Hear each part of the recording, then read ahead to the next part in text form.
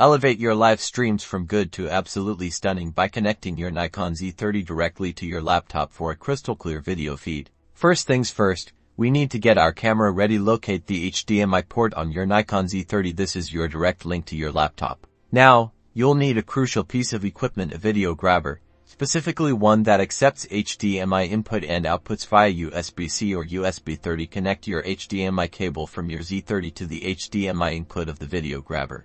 Next, connect the USB-C or USB output of your video grabber to a USB port on your laptop. If you're using a USB-C grabber, ensure your laptop supports this connection for optimal performance. Now for the software, head over to the official Nikon website and search for Nikon Camera Control Pro 2 or Nikon's dedicated streaming drivers if available for the Z30. Download and install the software that allows your laptop to recognize the camera as a webcam or video input device. This often includes specific drivers.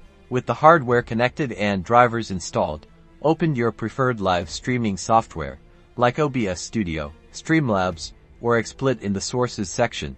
Add a new video capture device or similar option.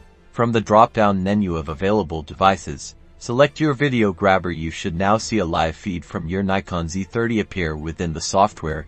Adjust the resolution and frame rate to match your desired streaming quality. Crucially, go into your Nikon Z30's camera settings menu, navigate to the HDMI output settings and ensure it's set to on or outputting live view. Some cameras also have an option to disable the information overlay on the HDMI output to provide a clean signal.